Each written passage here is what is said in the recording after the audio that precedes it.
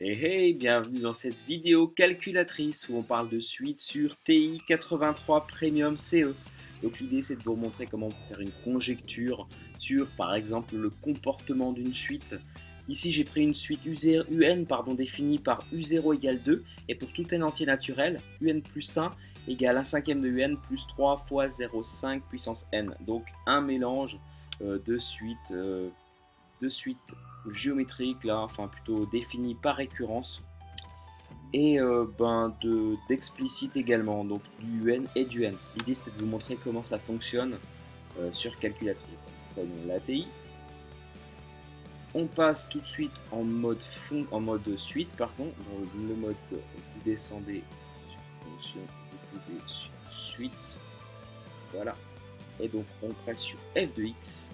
Et si vous avez fait une mise à jour de votre TI, vous devez avoir ça au-dessus. Sinon, ben, vous ne l'avez pas, ce truc-là, mais en tout cas, vous avez ceci qui apparaît. Donc, je vais commencer par là.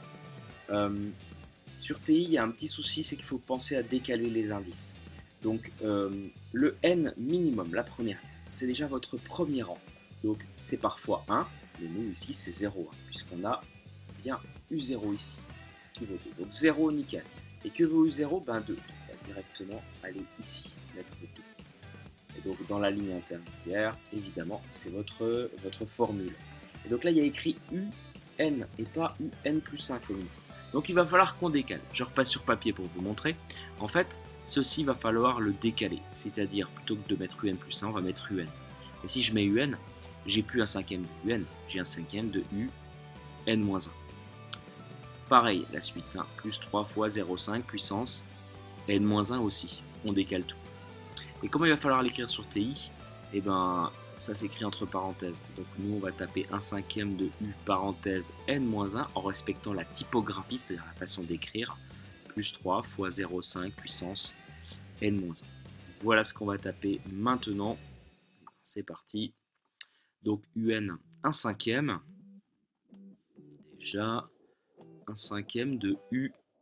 Le fois, le U il est ici en bleu UN, donc je presse sur ça, et là parenthèse souvent oubliée par les élèves, le N eh ben, c'est la variable, c'est ici, moins 1, plus 0,5, je vérifie quand même, j'ai un doute sur ma formule, voilà j'ai oublié le 3, donc plus 3 fois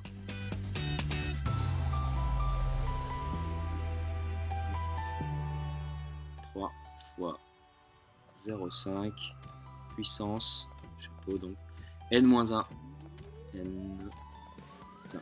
Voilà ma suite qui est parfaitement écrite par rapport à ce que j'ai mis ici. Ça ressemble à ça. U0, C2, je vais pouvoir directement le graphe, bon, bah, c'est un nuage de points, c'est pas très parlant. On voit par contre que ben, ça monte et ça redescend. Donc la suite, on peut conjecturer qu'elle a l'air décroissante à partir du rang 1.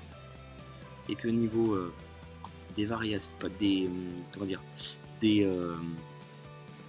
du comportement à l'infini, je commence à 0 quand même.